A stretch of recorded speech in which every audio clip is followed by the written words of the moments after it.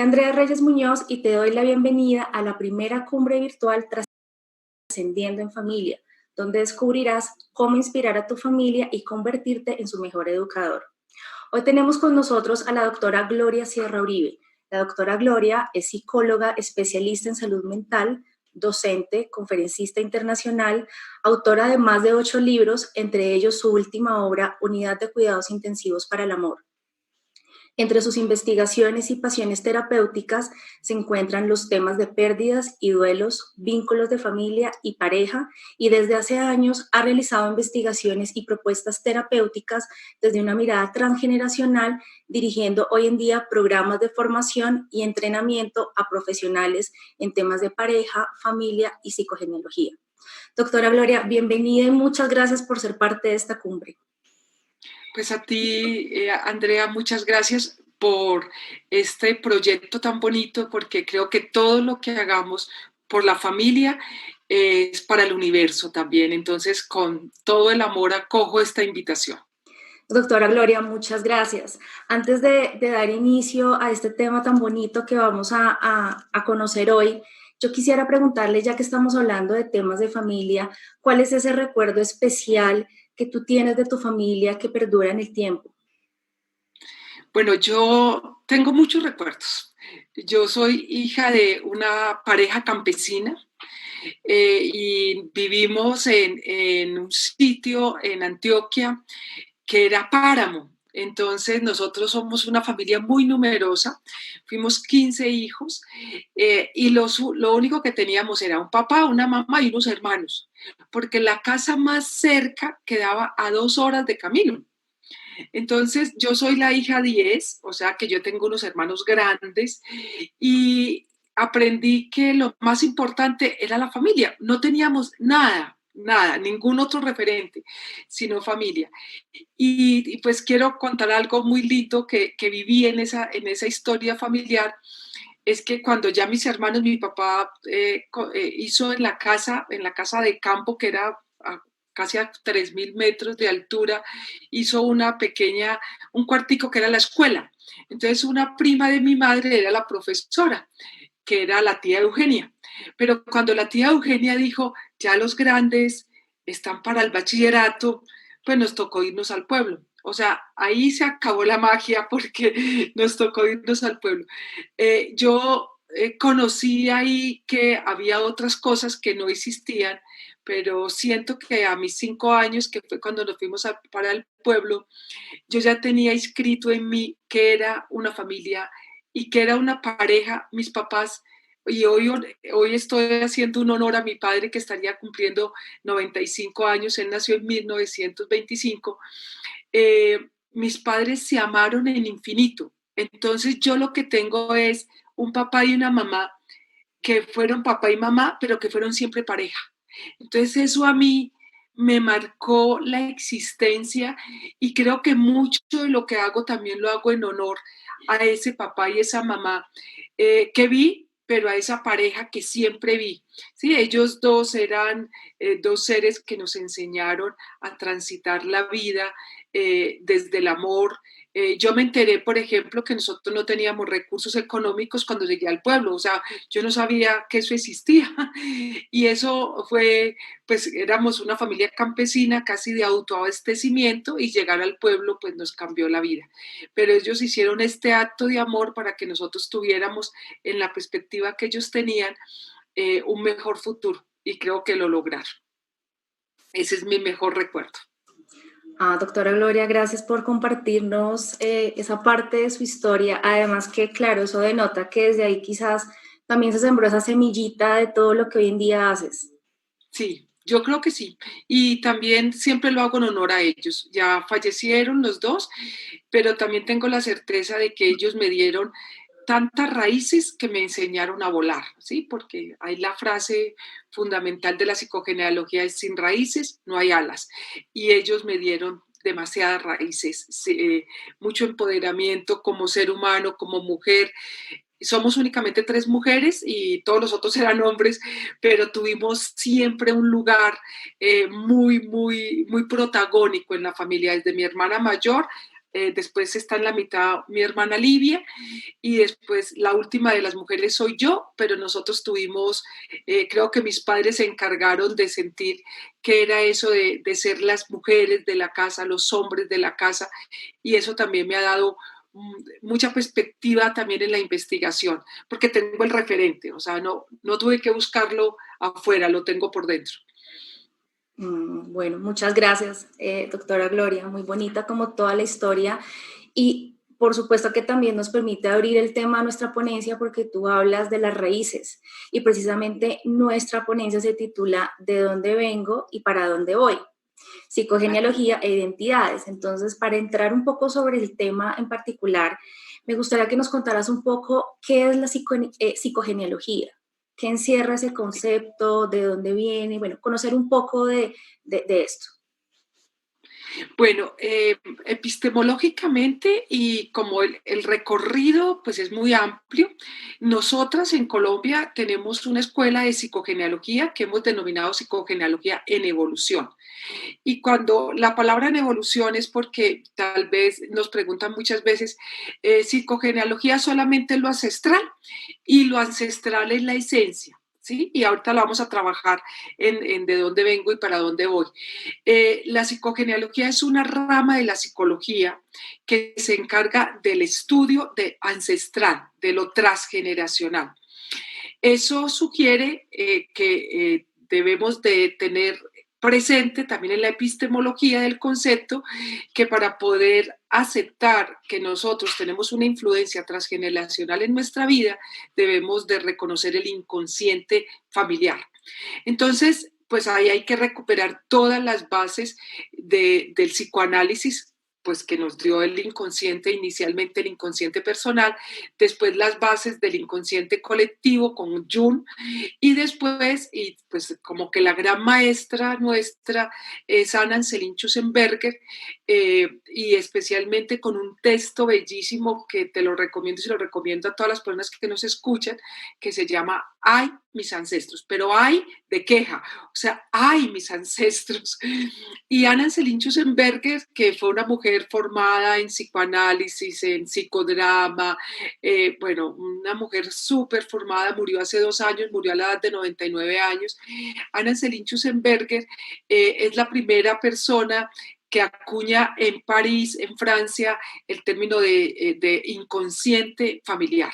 Y con el inconsciente familiar se abre esta gran ventana en los años 80 del siglo pasado de la psicogenealogía.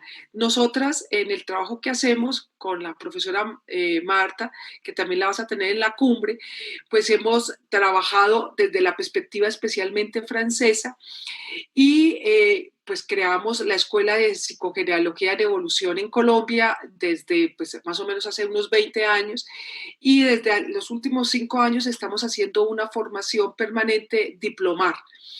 ¿Y qué es la psicogenealogía en evolución? La psicogenealogía en evolución es que todos los seres humanos, si yo quiero hacer un estudio a profundidad de tu vida, que es la psicogenealogía profunda, tendría que mirar 3 momentos. El primer gran momento es lo transgeneracional, o sea, generaciones a las que yo no tuve acceso.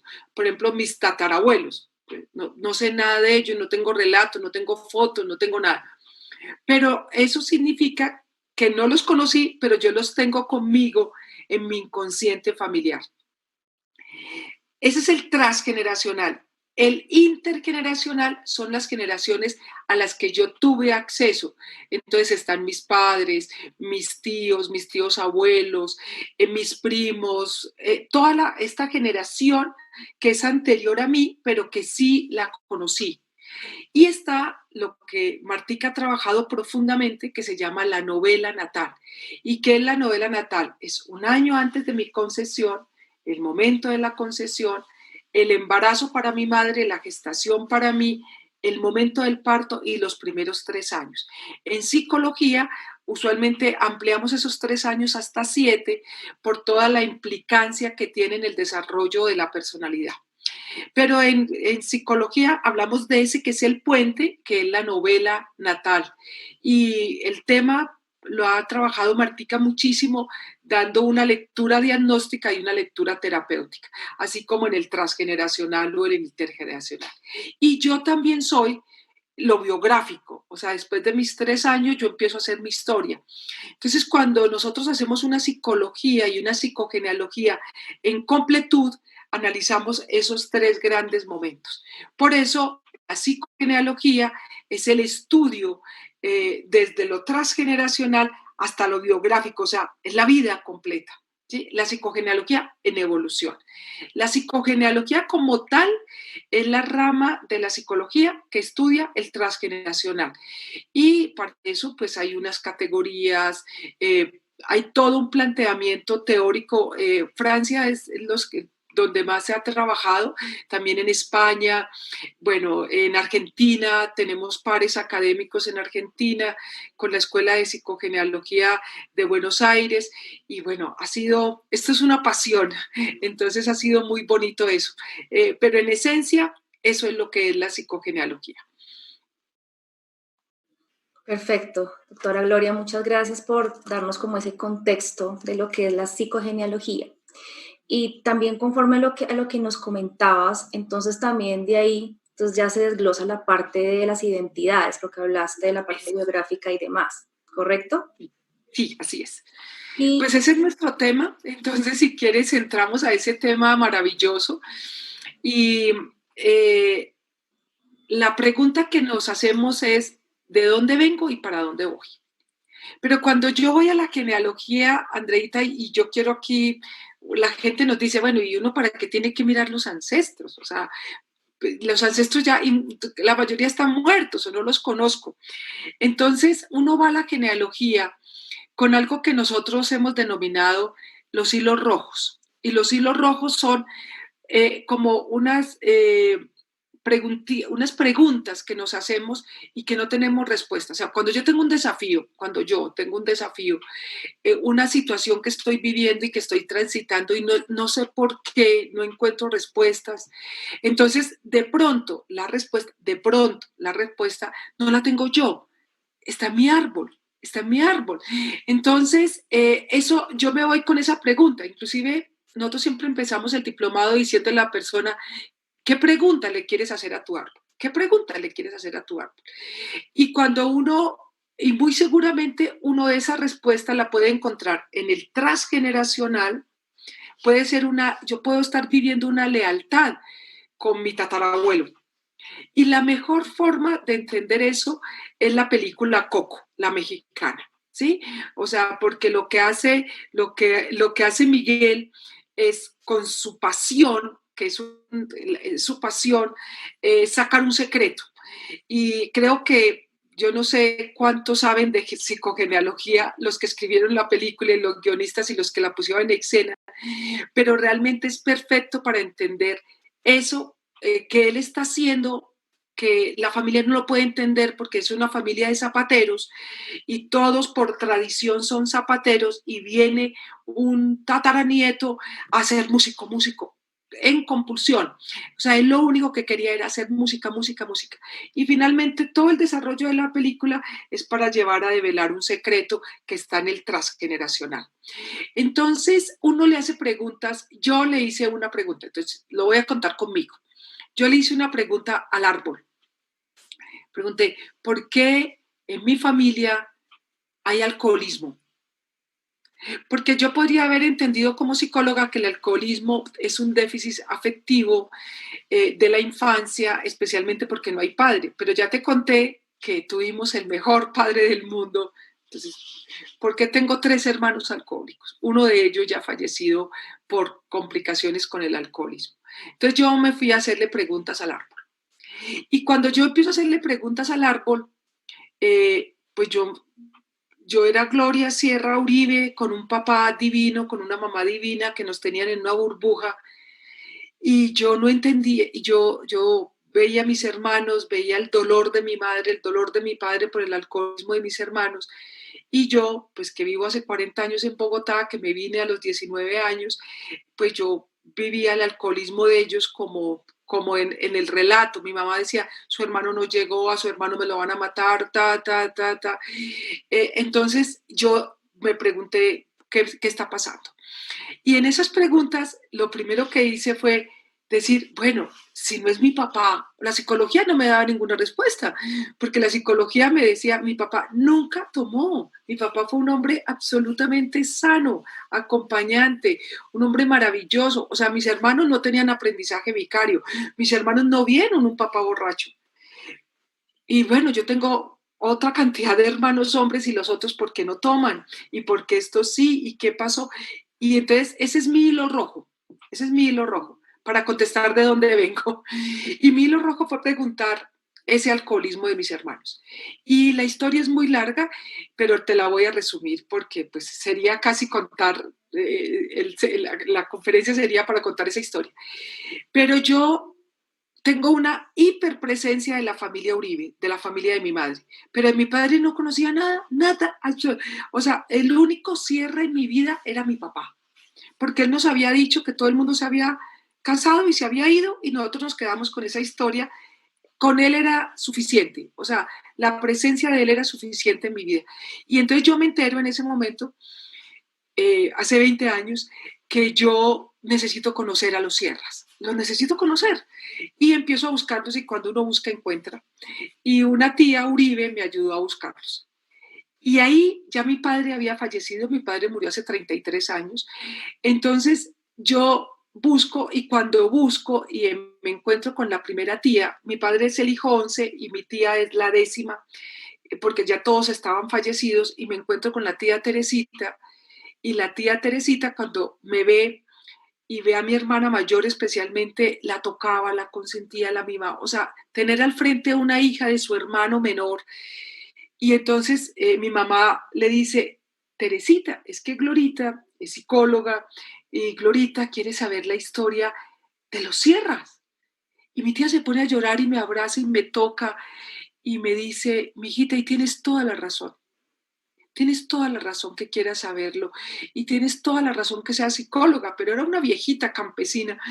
Entonces le digo yo, ¿por qué, tía? Y dice, porque es que nosotros hemos sufrido mucho desde que nació tu papá. ¿Qué pasó? Y dice, es que cuando tu papá nació, se murió mi mamá en el parto. Y yo, dice, pero eso no fue nada, mijita. Es que mi papá no aguantó la muerte de su esposa, de la mamá, y a los 33 días se murió de pena moral. Entonces, cuando ella me dice esto, Andrea, yo quedé en shock, pero quedé en shock porque primero hice una carrera de reparación, soy psicóloga, y segundo quedé en shock porque yo soy tanatóloga, o sea, yo había dedicado mi vida entera a trabajar en duelo, haciendo reparación de ese duelo. Entonces es como, te voy a decir, lo entendí todo. Y estando en la sala de la casa de mi tía Teresita, tomé una decisión. Voy a, voy a hacer lo que sea para sanar el árbol. O sea, eso tuvo una historia con mi vida. Entonces empecé a trabajar y de verdad, cuando te digo a trabajar, literalmente fue con mis hermanos, empezamos a buscar la historia, empezamos a buscar la historia, empezamos a recuperar los sierras y a sanarlos. Entonces, mi primera terapia hace 20 años, el primer guión reparador que hice hace 20 años fue sentar a mi papá, ya fallecido, en una silla vacía y decirle, papá, siento mucho lo que pasó con tu nacimiento, pero no me pertenece. O sea, creo que estos 20 años de haber trabajado en duelo es suficiente en la reparación de todo el sistema. Y ahora con plena conciencia te pido que me bendigas para hacer mi vida a mi manera. O sea, esa fue mi primera terapia. Entonces, ahora, ese tema de que yo voy al árbol a hacerle preguntas era por un desafío. Y el desafío era el alcoholismo de mis hermanos. Y obviamente, inmediatamente entendí que el alcoholismo es un vacío afectivo que puede ser biográfico, que no era el caso de mis hermanos, sino transgeneracional. Y me voy a buscar los sierras y casi todos los hombres mis tíos y mis tíos abuelos fueron alcohólicos. Al morirse su mamá y su papá en una temprana edad, ellos resolvieron ese vacío con alcohol y tres de mis hermanos estaban reviviendo esa historia. Entonces, cuando yo me pregunto de dónde vengo, yo, y hablo de identidades, la primera identidad es la identidad heredada. Entonces, cuando yo me hago la pregunta de dónde vengo, o sea, ¿quién soy yo? ¿Quién es Gloria Sierra Uribe? Gloria Sierra Uribe es Gloria Sierra y Gloria Uribe. O sea, yo soy quien soy porque vengo de esos dos árboles que se juntaron y formaron uno que se llama el árbol de los Sierra Uribe. Entonces, eso yo debo de mirar qué tengo de los Sierra, qué tengo de los Uribe, porque eso lo tengo en mí. Y todo eso es mi identidad transgeneracional e intergeneracional. En lo intergeneracional están mis padres y en lo intergeneracional está el comportamiento que ellos me enseñaron, está todo lo que ellos me dieron. ¿Ok? Entonces, cuando yo quiero dar cuenta de quién soy, debo de analizar a profundidad mi identidad heredada consanguínea. Claro, tú me vas a hacer una pregunta seguramente y yo me adelanto solamente, después te doy la respuesta, pero me adelanto es, ¿y qué pasa con los hijos en adopción? Pero ahorita hablamos de ellos. Por ahora vamos a hablar de la consanguinidad. Mi identidad heredada es de sangre, de lazos de sangre. Entonces yo soy quien soy por ser hija de, de Julio y por ser hija de Livia y ellos me dieron esa identidad. Pero claro, uno se pregunta, entonces tú me puedes decir, entonces ustedes 15 son iguales, realmente nos criamos 11 porque murieron 4 pequeñitos, ustedes 11 son iguales. No, Andreita, todos somos distintos. ¿Y qué quiere decir eso? ¿Que qué pasó? Si todos venimos de un mismo árbol, venimos de unos mismos papás, venimos... No, pues eso parecería que es así, pero eso no es determinista, o sea, la psicogenealogía no es determinista. Yo puedo cambiar esa historia y la cambio con mis decisiones. Entonces yo tengo una identidad que se llama la segunda identidad, que yo la amo profundamente en el libro de que pues tal vez fue el que leíste, que por eso me invitaste diciendo con este tema, que es Soltar para Volar 2. Yo trabajo un capítulo completo de las identidades y ahí especialmente, y amo profundamente la identidad adquirida, porque yo puedo venir de las raíces que sean, pero yo puedo cambiar la historia.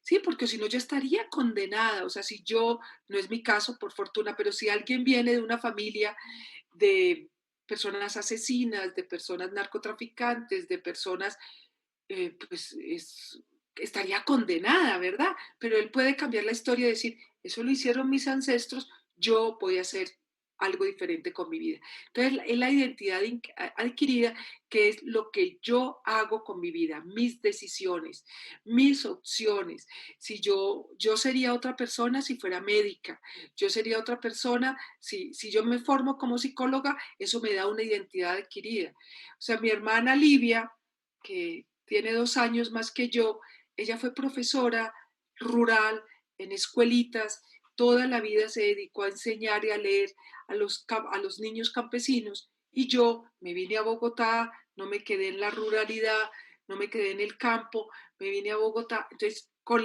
venirme a Bogotá, yo hice un giro de destino. O sea, si tú vieras mi familia, yo soy totalmente distinta. En esencia soy Sierra, en esencia soy Uribe, pero mis decisiones, o sea, mi identidad adquirida hizo que todo cambiara. Entonces yo soy quien soy por ser Sierra, los honro, tengo mucho de los Sierras. Cuando los Uribes que conocieron a mi familia Sierra me ven, dicen, usted es Sierra, Sierra, Sierra, pero en mi físico soy Uribe, Uribe, Uribe, o sea, cada vez me parezco más a mi madre porque ella nunca se tinturó sus canas, yo tampoco me las he tinturado y mis sobrinos me dicen, estás igual a la abuela y yo siento alegría que me digan eso. Entonces, soy quien soy por ese linaje, pero soy quien soy por mis decisiones, por todo lo que he hecho con mi vida. Soy quien soy por haber decidido ser psicóloga clínica. Si yo fuera psicóloga organizacional, sería otra persona. Soy quien soy por haberme dedicado a la genealogía. O sea, por todas las decisiones que he tomado. Y esas son esas dos identidades, yo las llamo identidades fundantes. O sea, soy quien soy por mi genealogía, por mi psicogenealogía, para hablar de vínculos, y soy quien soy por mis decisiones. Y uno parecía que ahí termina, pero no. Ahí sería lo importante pensar si estas dos identidades fundantes, la de mi genealogía, la de mi árbol y las decisiones son suficientes para yo ser quien soy. Y yo no sé si te tengo, Andrea, buenas o malas noticias, pero yo creo que te tengo regulares noticias. Y es que yo soy quien soy porque también hay una tercera identidad que se llama la identidad esperada. Y aquí creo que esta es la clave de tu cumbre, por una razón, porque la identidad esperada es todo lo que los otros esperan de mí.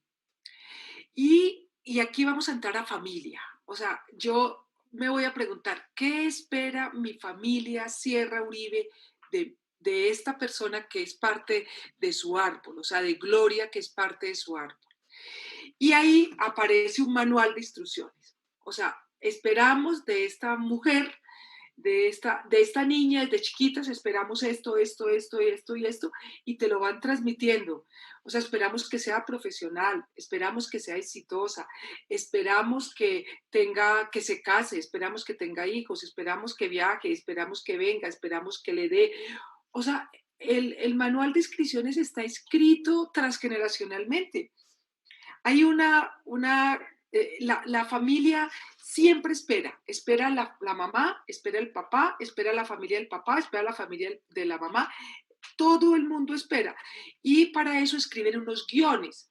Entonces uno lo que tiene cuando nace es un guión ya listo, y la familia en el aprendizaje vicario de los primeros años te va diciendo, tienes que ser así, eres niña, ponte rosadito, mira, hoy me puse rosadito, eres niña y tienes que hacer esto, las niñas no hacen esto, los niños no hacen esto, tú eres de esta familia, debes de hacer esto, tú no puedes, aparece una palabra terrible que se llama, no nos puedes desilusionar, no nos puedes decepcionar.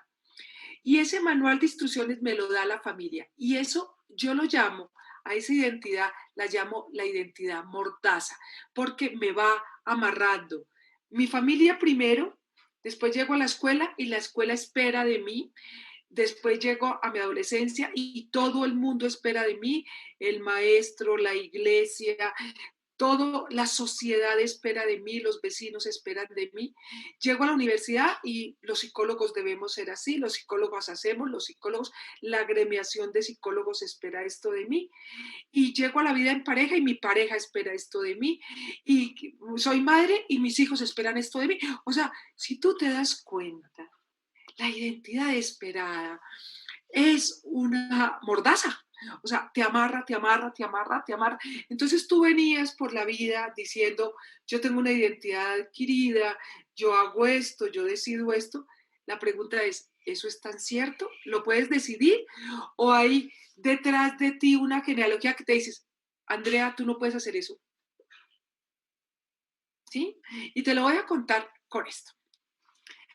Eh, Yo vengo de una familia católica, de una familia que tiene un mandato y es que los vínculos son matrimoniales, católicos. Y mi hermana tiene un vínculo se casa, pero tiene un vínculo muy, muy, muy, muy malo. O sea, tiene un vínculo, mi cuñado tiene otra familia y mi hermana está sufriendo mucho. Yo vivo en Bogotá hace muchos años, ellos viven en Río Negro, Antioquia, y ella me dice un día, quiero que vengas y me ayudes a contarle a mi mamá que me voy a separar.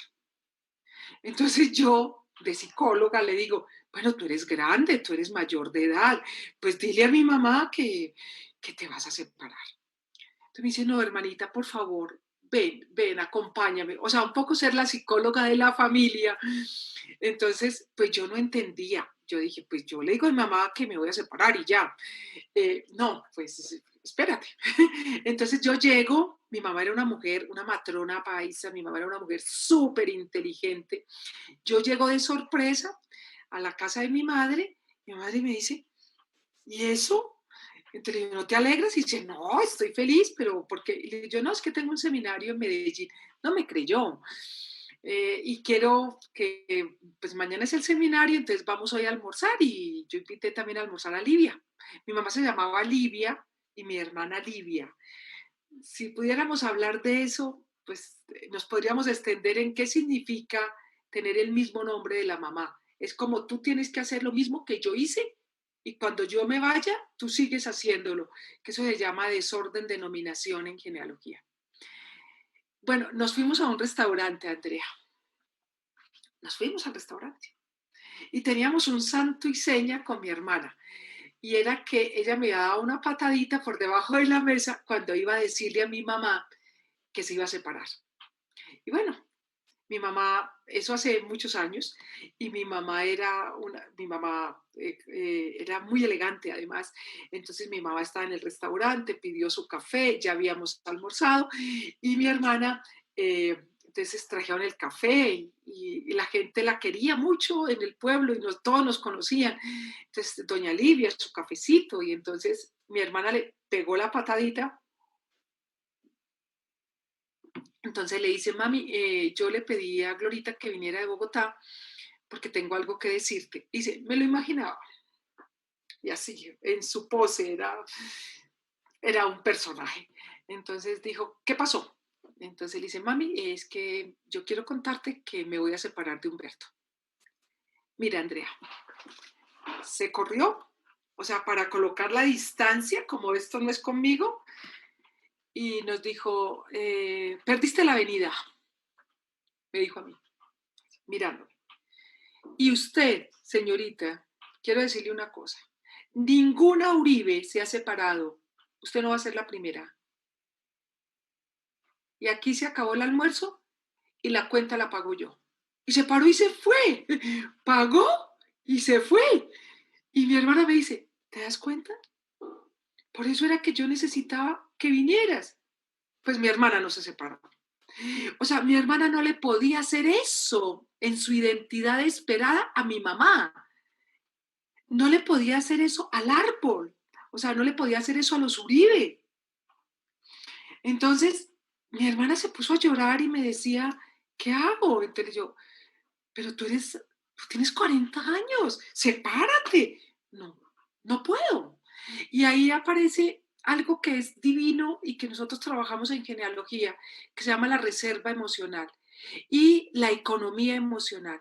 Para mi hermana era más doloroso traicionar la identidad esperada de mi madre con los Uribe, que es la economía, a seguir viviendo con Humberto. ¿Sí? Era un hombre abandónico, no era maltratante, era un hombre, o sea, no era un mal hombre, era un hombre en condición de abandono. Y mi hermana se había enterado recientemente que él tenía otra pareja y tenía otro vínculo y tenía hijos. Me dijo, no puedo, Glorita, no puedo. ¿Y tú qué haces como psicóloga? Nada. O sea, lo respetas. Entonces, la economía emocional es un concepto que hemos trabajado, yo he acuñado desde hace muchos años, es nunca en terapia podemos presionar a nadie para hacer algo que yo creo que debería hacer. O sea, si ella me pregunta a mí como psicóloga, me pregunta a mí como hermana, le digo, sepárate, yo te apoyo. Pero en su economía emocional ella no podía separarse. Era más, era más caro en su emocionalidad tener un vínculo, traicionar a mi madre, porque mi madre lo hubiera sentido como una traición al árbol, como algo que no se puede hacer, a seguir viviendo con su esposo. Por fortuna, te tengo buenas noticias, mi cuñado se fue. Entonces mi hermana quedó en una condición abandonada. Y esa condición era posible en el árbol, porque mi hermana quedó en una condición de pobrecita mi hija, que este hombre tan malo la abandonó. Pero ella no podía tomar la decisión. Esa es la identidad esperada con un ejemplo. Entonces todo el mundo espera de nosotros. Entonces es una identidad, yo digo que tenemos un manual de instrucciones y vamos diciendo, profesional, ya, o sea, todo el mundo espera que yo sea profesional, ya, soy profesional. Matrimonio, matrimonio. Compra un carro, carro. Compra un apartamento, tienes que comprar un apartamento. Tienes que saber inglés, inglés. tienes que hacer una especialización. No, pero ya la especialización no es necesaria. Maestría. No, pero la maestría tiene que ser un doctor. Yo tengo una amiga que su hija tiene 33 años y está haciendo está haciendo el postdoctorado, porque ya el doctorado en lo que ella hace ya no funciona, entonces está en el postdoctorado. Yo no sé qué sigue, porque habla 3 idiomas, entonces yo no sé qué más le pide la sociedad, la agremiación, su profesión. Y cuando tú te mueres, lo único que hiciste es chulear lo que los otros querían que tú hicieras. Y eso me parece de una tristeza. O sea, porque finalmente te ajustaste a la familia, te ajustaste a la sociedad, te ajustaste a la agremiación de psicólogos, te ajustaste a la propiedad, al reglamento de la propiedad horizontal, te ajustaste a lo que dijo el alcalde, te ajustaste a lo que dijo el presidente, te ajustaste a todo, pero no fuiste tú. Entonces ahora sí, para los padres, para todos los que nos están escuchando. Esto sería una tortura, pero no, hay una propuesta. Y la propuesta y de todo el trabajo que hacemos es que existe la magia de que yo sí puedo hacer de mi vida lo que yo quiera, con una cuarta identidad que es la que hemos venido trabajando pues yo he venido trabajándola durante 20 años y en el trabajo que hacemos de formación en psicogenealogía, diplomar, lo venimos haciendo, tenemos ya 20 cortes, lo venimos haciendo hace 5 años con la profesora Marta Fonseca, que pues también va a estar contigo en la cumbre. Es la identidad construida. Y tú me preguntarás, bueno, Gloria, ¿y qué es la identidad construida? Y mira que aquí es donde llega esto que yo le digo a los papás, y le digo, pues yo trabajo mucho en seminarios y me invitan mucho a algo que se llama las escuelas de padres y siempre los digo es, ¿usted qué quiere para sus hijos? Siempre les hago la misma pregunta y todos me dicen, que sea feliz. Y yo, ay, bueno, les tengo la solución. Yo ya sé cómo es que sus hijos sean felices. Y dicen, ¿de verdad? Y sí. Y les cuento esto. Y les digo, y la cuarta identidad es la identidad construida. Y la identidad construida es que yo ame mi identidad heredada, que yo ame el legado de los Uribe, que yo ame el legado de los Sierras, que tome de ellos lo mejor. Para mí la psicogenealogía es un buffet. Entonces yo paso por la mesa del buffet de todo lo que me sirvieron mis ancestros Sierra y digo, mi papá era un hombre absolutamente humilde en su forma de ser, era un pedagogo de la humildad. Entonces yo digo, yo cojo la humildad de mi padre, uy, es mía, uy. Entonces voy y yo conocí a mi tía Teresita y de mi tía Teresita, yo estuve una mañana con ella y en la mañana todo el tiempo me tocó. Entonces yo amo el afecto. Entonces yo paso por el buffet de los Sierras y tomo todo lo mejor. Paso por el buffet de los Uribes, solidarios, acompañantes. O sea, los Uribes puede que no existan, pero si hay una dificultad, están todos. Pero cuando te digo todos, es todos. O sea, cuando se murió mi hermano, que fue mi gran duelo en la vida hace 23 años, cuando se murió mi hermano Caliche, estaban todos los Uribes, o sea, estaban en la enfermedad que duró 2 meses, en el fallecimiento, mi hermano se murió estando una de mis tías Uribe, o sea, todo momento estuvieron los Uribes, se quedaron con nosotros en la casa, se quedaron con mi mamá, la cunaron, la acompañaron, o sea, entonces yo amo eso de los Uribes, eso es mío, entonces yo lo tomo. Entonces yo tomo de mis ancestros y de mi familia y de mi árbol, tomo de mi padre lo mejor, de mi madre lo mejor, tomo todo. Esa es mi identidad heredada, o sea, me reconcilio con mi identidad heredada, la tomo en mí, la conozco, la reconozco y la vivo. Y si puedo, la transmito a mi descendencia. Y yo no tengo hijos, por ejemplo, pero tengo sobrinos, entonces yo les transmito eso a mi descendencia. Todo lo que es posgénito es mi descendencia. La gente dice, pero yo para qué hago genealogía si no tengo hijos, pero usted tiene sobrinos y todo es todo lo que baja. Esta es mi generación, todo lo que está debajo de mi generación son los posgénitos. Entonces ahí estoy. Entonces, y después paso a la segunda identidad, la identidad adquirida. Me reconcilio con mis decisiones. Porque si yo decidí tener un hijo a los 16 años, por la razón que sea, porque fue una rumba, pues tengo que reconciliarme con esa decisión. Tengo que reconciliarme y reconsiderar algunas de mis decisiones. Yo puedo decir que tengo 59 años, 65 años, 80, la edad que sea, y puedo decir, yo decidí esto, pero ahora voy a decidir esto. ¿Sí? Mira que trabajando esto, yo me encontré con una mujer que era matemática pura, estudió matemática pura y tenía 47 años. Y ella estudió matemática pura porque su papá le dijo, su papá era profesor de matemáticas, le dijo, le pago la carrera si usted estudia matemáticas, si no, no. Entonces estudió matemáticas y era profesora pues, de matemáticas. Pero ella realmente lo que quería era tener un bar, y poner música en los años 70. Y tenía un esposo que le decía, pues hágalo. Y decía, no, pero el colegio, yo estoy en el distrito, mi pensión. Le decía, pero su pensión es a los 60 años y le faltan 12. Y finalmente, ella, a cualquier edad, tú puedes cambiar las decisiones que tomaste. Por eso hay que mirar la identidad adquirida y decir, esto fue lo que hice, pero ahora quiero esto. Esto fue lo que viví. Uno no es un ser acabado. O sea, cuando uno dice, yo soy psicóloga, entonces digo, una de las cosas que hago en mi vida es la psicología, pero yo soy yo amo la naturaleza, yo amo jugar, yo amo escribir, yo amo leer. O sea, Gloria Sierra es más que ser psicóloga. Entonces yo hago esto, yo amo esto y eso que amo es mi identidad adquirida.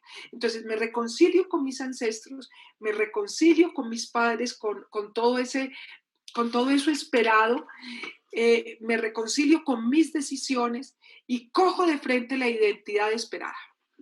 Y digo, bueno, de esto que están esperando de mí, ¿qué quiero hacer? ¿Qué quiero? Entonces, esperan que yo sea esto. No, yo no estoy de acuerdo. La identidad esperada es que yo no le haga daño a nadie ni que me haga daño yo. Entonces yo voy, si la agremiación de psicólogos de Colombia espera que yo sea una psicóloga ética, yo estoy de acuerdo. Entonces digo, eso sí lo voy a hacer. ¿Me entiendes? O sea, es muy lindo porque no es que uno coja la identidad esperada a patadas, como hacen los adolescentes, o sea, todo lo que esperan de mí olvides. No, no es no es un acto de rebeldía, es un acto de conciencia. Entonces digo, ¿la agremiación de psicólogos espera que yo sea ética? Sí. ¿Espera que las investigaciones que haya tengan un sustento científico? Sí. ¿Espera que, y yo digo, esto sí, pero esperan que yo esté en este modelo epistemológico? No, no me interesa, yo tengo otro, ¿sí? Inclusive tengo el que yo cree que es el mío, entonces eso no me interesa. Entonces yo hago una lista de todo lo que esperan de mí y con esa lista de todo lo que esperan de mí digo que no estoy de acuerdo y en eso que no estoy de acuerdo pues simplemente lo tacho y en lo otro lo sigo. Y ahí sí quedo libre para hacer de mi vida con ese legado lo que yo quiero hacer. Entonces digo, ahora sí, yo decido hacer esto.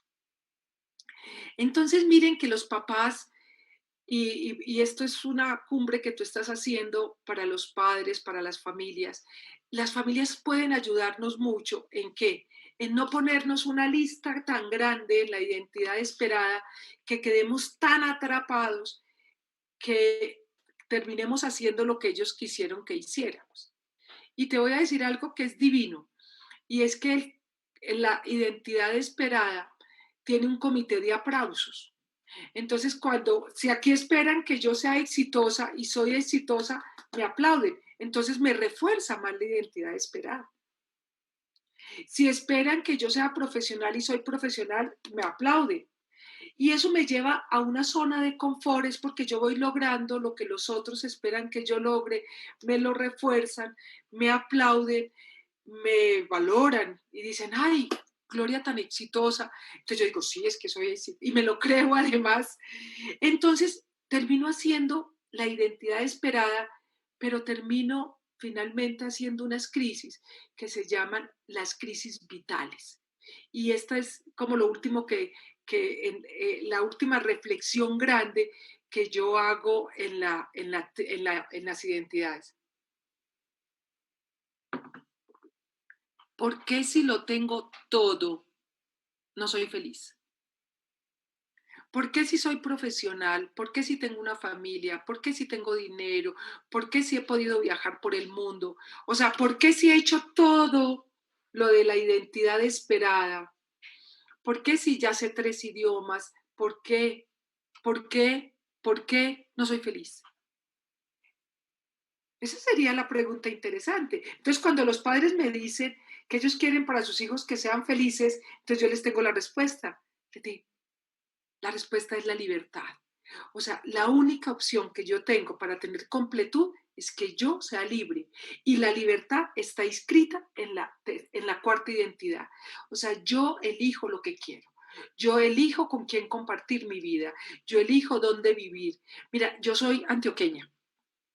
Y los antioqueños son súper regionalistas, o sea, no hay como Medellín, no hay como Antioquia, Antioquia tiene metro, Antioquia tiene todo, además el paisa es eh, súper expresivo, mostrando todas las bellezas de Antioquia, pero yo amo Bogotá.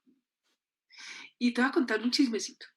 Nosotros trabajamos, hacemos muchos seminarios fuera, entonces a veces nos pasamos de 1 año, 7 meses viajando. Entonces, pues tengo que ir mucho al aeropuerto. Voy a Juan Valdés porque amo el café, voy a Juan Valdés porque amo el café de Juan Valdés y pido un cafecito antes de entrar a cualquiera de las salas, a la nacional o la internacional, pido un cafecito, me siento en Juan Valdés y le digo al espíritu, espíritu, me voy para Costa Rica o me voy para El Salvador o para cualquier lado. Pero ¿sabes qué, espíritu? Aquí me esperas, porque yo aquí vuelvo, porque mi espíritu es feliz en Bogotá.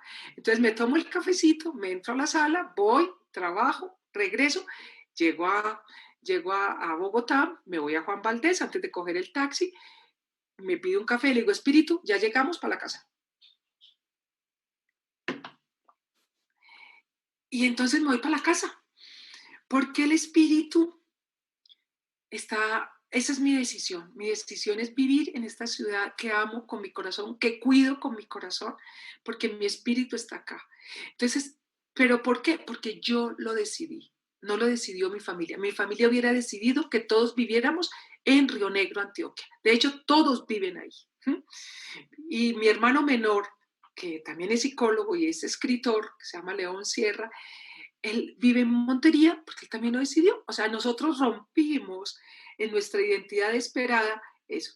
Pero mis hermanos siempre dicen, pero algún día tienen que venirse a vivir acá. Ellos no se resignan a que vivamos fuera, porque como la familia se crió así, no se resignan. Entonces la identidad construida es la que, cuando yo tengo una identidad construida, no hago crisis vitales. Pero ¿cómo los padres pueden ayudarme a eso? ¿Cómo las familias me pueden ayudar a eso? Que es tu cumbre, es que no le pongan este guión de la identidad esperada, porque ese guión podemos ser exitosos, tener dinero, casarnos, tener hijitos, ser buenos ciudadanos, pero es posible que no seamos nosotros mismos. No es que esto no lo seamos, sí, pero no nos da tiempo para hacer lo que nosotros queremos ser. Y cuando uno quiere ser lo que quiere ser, es realmente cuando uno está ejerciendo su libertad. Entonces, ¿qué le pido yo a todo el mundo? A los padres, a las parejas. Le digo, por favor, viva con alguien, pero no lo condene a la lista de chequeo, no lo condene a la identidad esperada. Viva con alguien, comparta con alguien, pero permítale ser como es, permítale la expresión de su libertad. Y mira que eso tú anunciaste cuando me presentaste mi último libro, se llama La UCI, la Unidad de Cuidados Intensivos para el Amor, y yo ahí trabajo en pareja esto, tu vida, la mía, la nuestra, tu plata, la mía, la nuestra, tus pasiones, las mías, las nuestras. O sea, le estoy gritando a las parejas del mundo es, por favor, sean libres, o sea, que cada cual tenga una identidad, que cada cual tenga unas pasiones. Yo, por ejemplo, amo leer. Yo no podría estar con una pareja que dijera, ¿y usted para qué lee tanto? O sea, yo no podría, porque está violentando mi identidad construida, ¿sí? Yo amo con todo, con todo mi ser escribir. Entonces imagínate que yo iba en una familia o con una pareja que no valore escribir. O un papá que me diga, ¿y para qué? ¿Para qué escribir? Eso no da plata.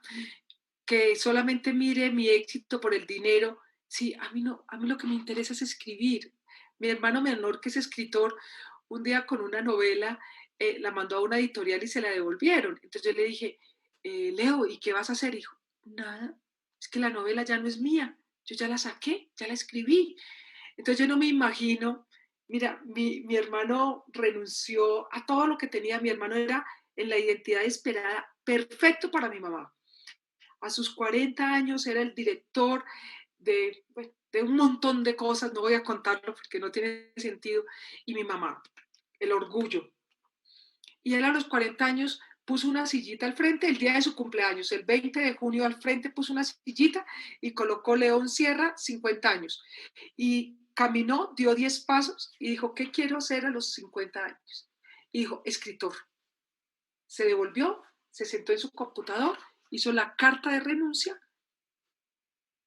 Eso era impensable. O sea, un hombre que tenía todo el éxito, tenía al frente un conductor que lo llevaba a todo lado, un carro blindado, todo lo que tú quieras, todo lo que en la identidad esperada estaba listo. Y renunció y me llamó a mí, que soy su cómplice, y dice, renuncié y yo te felicito. Y ahora sí, voy a dedicarme a escribir. Y con lo que tengo, vivo. Punto. No necesito nada más, nada. O sea, tengo 3 pantalones, 3 camisas, 2 pares de zapatos, punto. No necesito nada más. Y tengo unos pequeños recursos que me van a dar para vivir. Punto, ya. Mi mamá se murió, Andrea, diciéndome consígale trabajo a su hermano. Y yo le decía, mamá, él tiene un trabajo, él es escritor. Dice, no, mijita, eso es un pasatiempo. O sea, mi mamá nunca pudo aceptar que mi hermano fuera escritor. Y no, dice, pero este muchachito se enloqueció, ¿cómo renunció? Yo, mami, él es feliz siendo escritor. Y dice, no, uno no puede ser feliz sin trabajar. Yo, mami, es que él trabaja. Dice, no, mijita, eso es un pasatiempo, es que escribir es un pasatiempo. Entonces, la identidad esperada para ser, para uno tener una identidad, para uno poder vivir la identidad construida tiene que tener mucha fuerza, tiene que tener una estructura de personalidad inmensa, tiene que tener la capacidad de no violentar a nadie, pero tampoco dejarse violentar, tiene que tener la firmeza de lo que uno quiere. Y yo te puedo garantizar, yo llevo 20 años trabajando esto con mis estudiantes, que cuando uno está en la identidad construida, yo soy un ejemplo de vivir la identidad construida en todo, porque si no, no estaría contigo hablando de esto. O sea, si no lo fue, no sería coherente. Y soy humanista, o sea, yo en la psicología soy humanista sistémica transgeneracional. Entonces no podría decirte esto. Yo vivo mi identidad construida, yo tomé muchas decisiones, hice muchas rupturas. Si me aceptaban, estaba bien, si no me aceptaban, estaba bien. ¿Sí? Yo fui decana de una facultad de psicología y renuncié y todo el mundo dijo, está loca, pero yo estaba feliz. O sea, para la identidad esperada estaba loca, para la identidad construida era mi esencia. Y decido ser terapeuta, decido hacer esto que amo, que estoy haciendo contigo, y decido escribir. No me interesa nada más. Así todo el mundo diga, pero ¿cómo? Y cuando uno encuentra compinches en la vida, una pareja, una familia, unos amigos para la identidad construida, pues es casi imposible que tú llegues a crisis vitales. Entonces, la mejor prevención del suicidio es la identidad construida. La mejor prevención de la depresión es la identidad construida. La mejor prevención de la ansiedad es la identidad construida, porque tú estás donde quieres estar, vives con quien quieres vivir, haces lo que quieres hacer, transitas tu cotidianidad como decides transitarla. Dime si no es una maravilla la identidad construida. Yo la amo.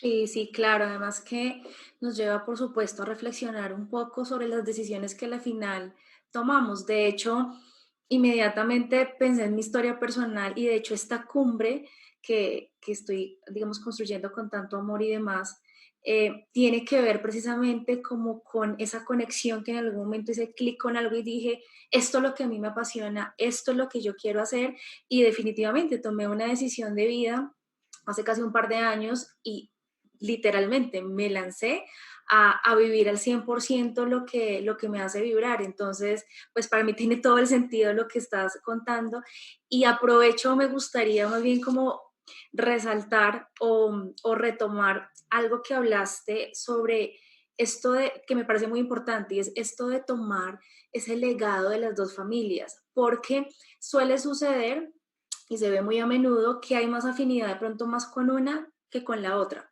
por las razones que sean, porque se comparte de Sí. pronto más con la una, porque se tiene más afinidad con la mamá o con el papá, bueno, por lo que sea. Pero esto que tú hablas desde el inicio, de darle ese valor a cada linaje, por decirlo de alguna manera, pienso que es muy importante. Porque en ocasiones queremos como no, con ellos no me siento tan cómodo, no me gusta tanto esta familia, me gusta más esta. Y resulta que Ok, los dos viven en nosotros. yo te lo voy a poner matemáticamente, 50-50. O sea, yo soy el 50% de mi existencia la puso mi padre y el 50% la puso mi madre. Entonces, si yo tomo más de la familia Uribe, estoy en un desbalance. El equilibrio está en que yo tome con amor los dos linajes. Y eso significa, y voy a decirte una cosa que es súper dolorosa, significa que yo tome de mi padre como haya sido, abandónico. Yo anoche estaba en un seminario con mis estudiantes y un estudiante me decía, una lectiva que tenemos sobre psicogenealogía y desarrollo humano en la Universidad Distrital Francisco José de Caldas, yo coordino la lectiva y un estudiante me decía, profe, ¿cómo voy a tomar a mi padre si me abandonó? Si cuando lo busqué me negó, me dijo, usted, si fuera mi hijo al menos se parecería a mí. Si después lo busqué para la universidad y me dijo, yo no tengo plata, antes cuando usted trabaje, mire a ver si me ayuda. ¿Cómo lo voy a tomar? Y en genealogía trabajamos algo súper lindo y yo tomo a mi padre por un solo hecho, porque me dio la vida. Yo estoy aquí porque me la dio. Todo lo otro lo puedo trabajar, inclusive terapéuticamente, en el perdón, en la reconciliación, en la aceptación, que también se trabaja como una categoría esencial de que yo tengo que aceptar la vida tal cual es y transitarla con mis recursos. Entonces yo le decía eso, se llama Cristian, y yo le decía, Cristian, tu papá te dio la vida, punto. Todo lo otro lo podemos trabajar. Entonces hay que honrar tu linaje paterno por la vida. Y la vida que hay en ti tienes que honrarla, porque si tú rechazas la vida de tu padre, rechazas el linaje de tu padre estás rechazando el 50% de tu existencia. Entonces le hice una pregunta, ¿qué no te gusta de ti? Dice, uy, no, profe, no me pregunte. O sea, porque si tú rechazas, te estás rechazando. Entonces, entonces como esto es virtual, pero los compañeros lo conocen, dice, cuéntele a la profe. Y ¿qué le cuenta? Dice, no le gusta su carrera, no le gusta su apariencia física, porque él ha trabajado en otros módulos de la especialización la autorreferencia. Y la autorreferencia es que es hasta que él no integre a su padre, hasta que él no integre su linaje, así no lo conozca, él no sabe nada.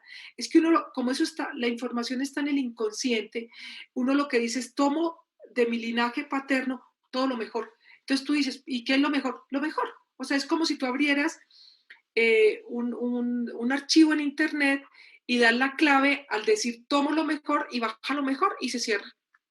Punto.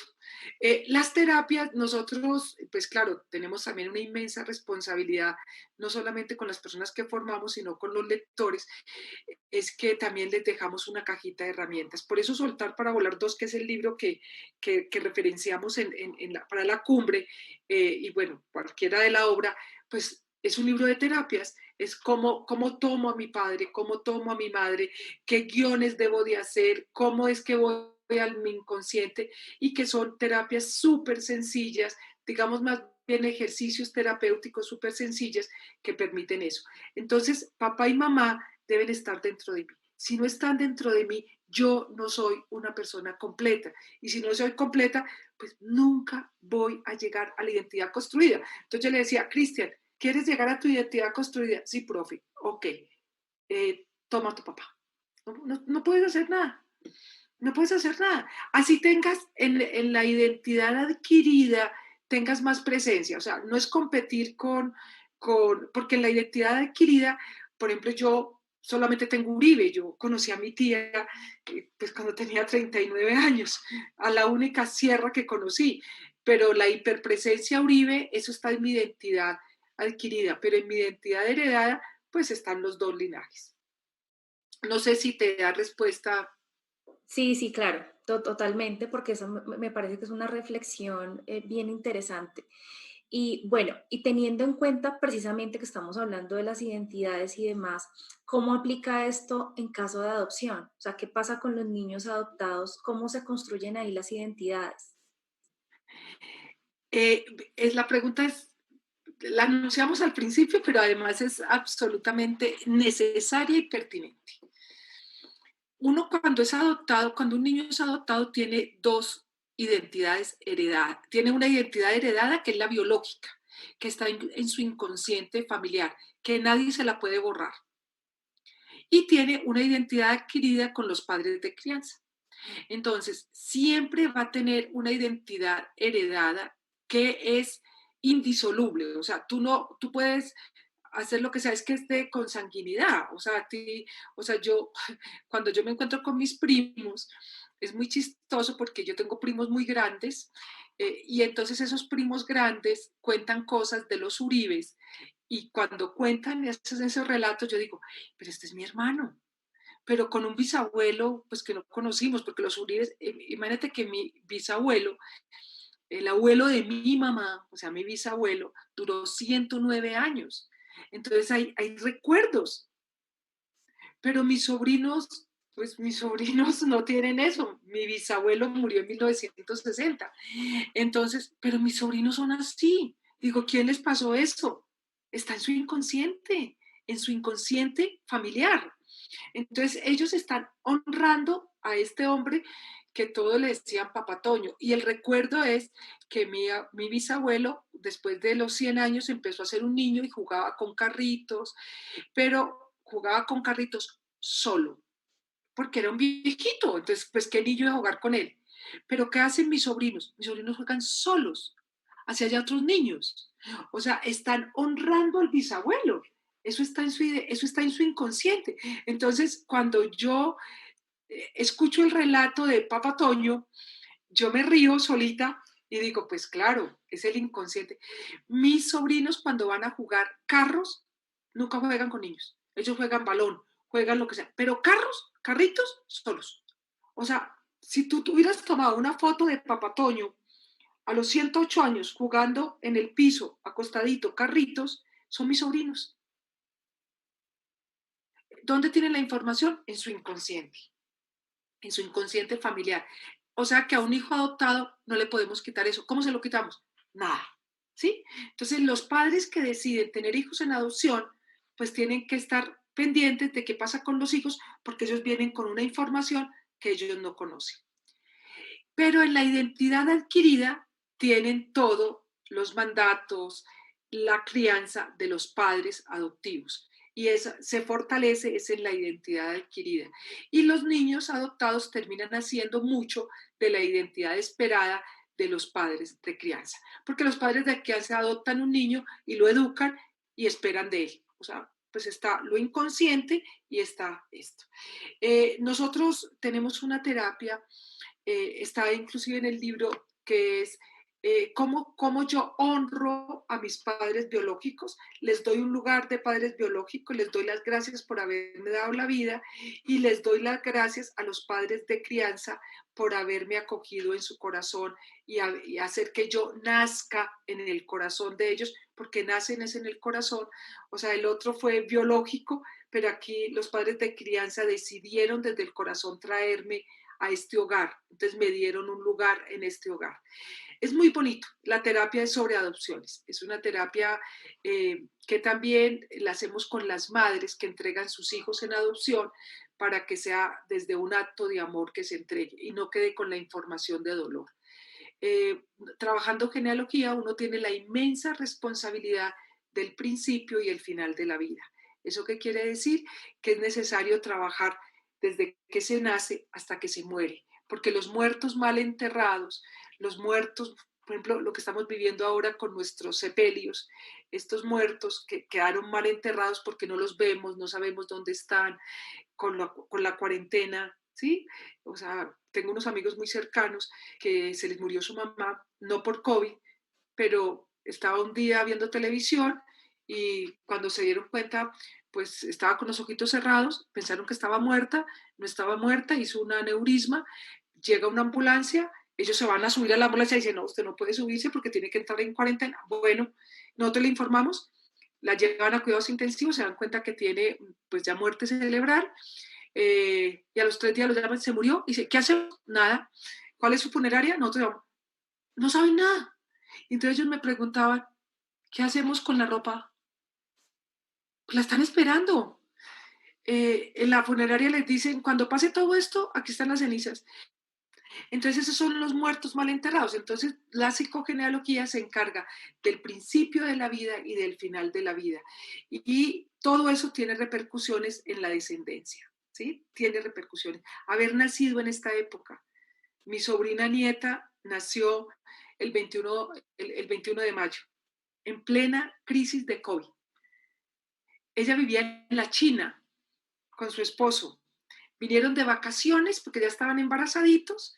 Mi cuñada y mi hermano se iban a ir al nacimiento de Elena a la China. Ya tenían pasajes, ya tenían todo. Y no, pues no, no, Elena nació en Medellín, decidió nacer en Medellín porque no se pudieron regresar a la China. Y mi hermano vive a media hora y mi cuñada y no conocen su nieta. Entonces, todo esto queda escrito en la novela natal de la niña. Ella nació en el 2020. Cuando ella cuente su historia va a decir, yo nací en un momento, mis abuelos me conocieron 5 meses después. O sea, eso todo queda escrito en mi biografía. Entonces, por eso la genealogía es tan hermosa, porque es toda mi historia y lo que yo hago con mi historia es mi identidad construida. Ok, bien. Hay, digamos, como un concepto que me gustaría retomar ya casi finalizando nuestra ponencia y tiene que ver con lo que tú hablas de la libertad. Y lo traigo a colación porque conozco algunos de tus libros, los cuales recomiendo ampliamente. Y, Sí. y sé que el concepto de libertad no se toma como, es decir, como hacer lo que tú quieras, pero dentro de un marco también de ética y de responsabilidad. Entonces me gustaría como resaltar un poco cómo se concibe la libertad dentro de esta mirada de la genealogía. Bueno, yo creo que esa pregunta y de cierre me parece espectacular, es que la libertad es un acto consciente, no es un acto de rebeldía ni de oposición. O sea, no es que yo hago todo lo contrario como, perdona, como pasa con los adolescentes. Es mi papá quiere esto, yo quiero esto, yo hago lo que me dé la gana. No, la libertad es un acto consciente que requiere que yo haga un proceso introspectivo y que tiene que ver con lo que yo quiero, pero también con el contexto. O sea, y ahí utilizo un concepto que estoy trabajando también hace muchos años que se llama inteligencia vincular. Pues Gartner y todos los que han trabajado inteligencia en el mundo trabajan inteligencia emocional.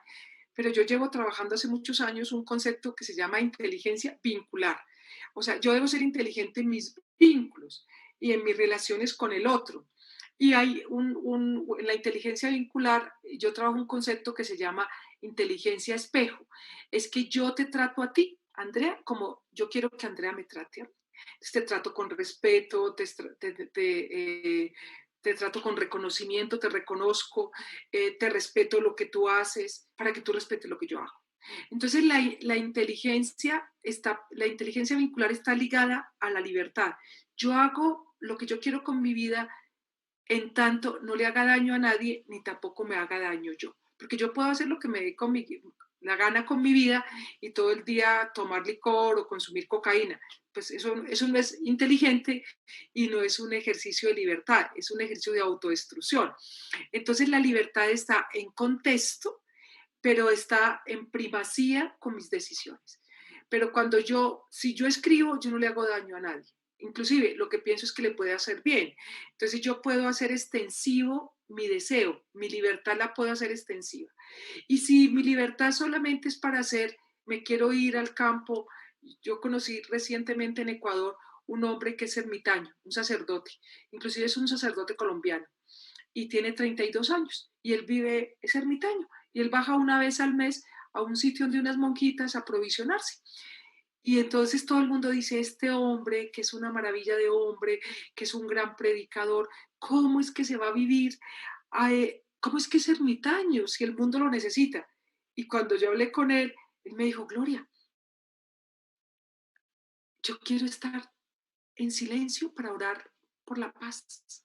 Por eso me vine de Colombia, porque hay mucho ruido. Entonces, aquí estoy en paz y estoy orando. Ese es mi aporte. Ese es un ejercicio de libertad. Él está leyendo el contexto. Este curita es de Medellín. Le mataron a su papá, le mataron a su mamá, le mataron a su único hermano. Tiene demasiado dolor, demasiado ruido y está en una montaña orando. Ese es su ejercicio de libertad. Entonces, yo creo que es la mejor forma de decir, el ejercicio de libertad es un proceso introspectivo que me llega a tomar decisiones para mi más alto bien y el de la humanidad. O sea, esas decisiones yo también tengo que pensar que sean para la humanidad. Cuando yo hago ese ejercicio, yo estoy en un ejercicio pleno de mi libertad. Muchas gracias, doctora Gloria, por ampliar ese concepto, porque sí lo tengo muy presente de acuerdo a lo que conozco de tus libros y me parece interesante resaltarlo. Y bueno, ya para finalizar, porque se nos agota el tiempo, aunque aquí podríamos Sí. quedarnos conversando sobre estos temas tan interesantes y tan valiosos, me gustaría que nos dieras tres recomendaciones más bien a los papás que están viendo esta ponencia, ¿cuáles serían como esas tres claves, esas recomendaciones que tú les darías de acuerdo al tema de las identidades? Bueno, la primer gran recomendación es genealógica. O sea, los padres deben de amar a sus padres a su vez. O sea, yo debo tener un padre y una madre que haya amado su linaje y que reconozca su linaje, porque ese es el linaje que yo le dejo a mi hijo. Y en eso incluyo que si una pareja por alguna razón se separa, no le vaya a quitar el linaje del otro. Si la mamá se queda con los hijos, no le quite el linaje del padre. O sea, todos los seres humanos, para poder tener completud, necesitamos tener nuestras raíces. Y siempre tenemos que ir a las raíces para poder volar. O sea, sin raíces no hay alas. Segundo, que la identidad adquirida sea en libertad, o sea, que yo a mi hijo le enseñe autonomía, le enseñe a tomar decisiones, le enseñe a asumir responsabilidades y le dé lo justo. O sea, un niño que tenga más de 4 juguetes está en problemas porque no va a aprender a manejar la frustración, tiene demasiado. Entonces a los hijos hay que darles, no en exceso, ni tampoco quitarles, pero hay que darles lo justo. Cuando hablo de los 4 juguetes, esto es una teoría de una psicóloga eh, canadiense que en diciembre dice, si tu hijo tiene más de 4 juguetes en el cuarto, tu hijo va a poder tener riesgo de suicidio. Y yo me quedé en shock. Y entonces leí el artículo, pues lo tengo referencia, no, solamente puedo contarle lo que leí. Y es esta mujer dice que, y también pues yo tal vez de pronto en uno de mis libros es sobre suicidio, es que cuando hay exceso de felicidad, uno no puede asumir la frustración. Entonces a los niños que tienen todo no les permiten asumir la frustración. O sea, al niño que no lo dejamos perder, no le enseñamos a perder, pues cuando tenga la primera pérdida, lo primero que va a pensar es en matarse. Entonces que eduquemos. Mi mamá siempre decía, hay que educar con un poquito de frío y un poquito de hambre. ¿Por qué? Porque nos tiene que faltar un poquito, si no es imposible que nosotros podamos aprender a manejar la frustración. Y lo otro es, todos los papás, lo único que uno quiere del papá y la mamá cuando es grandecito es que nos lleven, pero cuando ya yo voy a llegar a mi identidad adquirida, de mi identidad adquirida a la identidad construida, que ya ese ejercicio de libertad es que me ayuden diciéndome, hazlo, que me respalden mis sueños, no que me los cuestionen. O sea, si el hijo quiere decir, quiero estudiar antropología con énfasis en momias egipcias, le dice, hijo, hazlo, No le digan, ¿eso para qué? Eso no sirve para nada. No, hazlo, hijo. Aquí estamos para respaldarte. Si se equivocó, aquí estamos para acompañarte. Porque cuando a uno le cortan las alas, uno tiene que, es que uno sin alas es muy difícil volar. Entonces a ti te cortan los sueños, te quitan las alas y después te dicen, se lo advertí. Eso no sirvió para nada, se lo advertí. Y creo que no queremos padres que nos digan, se lo advertí, sino padres que nos digan, hijo, lo intentaste y eso es maravilloso y te acojo con amor. Ese sería mi gran mensaje, que siempre nos permitan volar. Doctora, muchísimas gracias por haber compartido con nosotros en esta cumbre. No, a ti por esta iniciativa tan hermosa. Creo que desde todos los ángulos y trabajamos con esa unidad vital que es la familia, así como te lo conté, yo como tuve una familia tan amorosa, tan contenedora, creo que pues comparto lo que tengo por dentro y lo hago con todo el amor y te felicito por la iniciativa y pues siempre cuentas conmigo para cualquier sueño. Doctora Gloria, muchísimas gracias. Y a las personas que están viendo esta ponencia, quiero invitarlos a que nos dejen sus mensajes, sus comentarios ahí en la parte inferior de esta página. Y también los invito a que conozcan un poco más de la doctora Gloria. Ahí en la parte inferior también están sus redes sociales. Recuerda que viste esta ponencia en la página de la doctora Gloria Sierra dentro de la primera cumbre virtual Trascendiendo en Familia. Gracias y nos vemos en una próxima ponencia.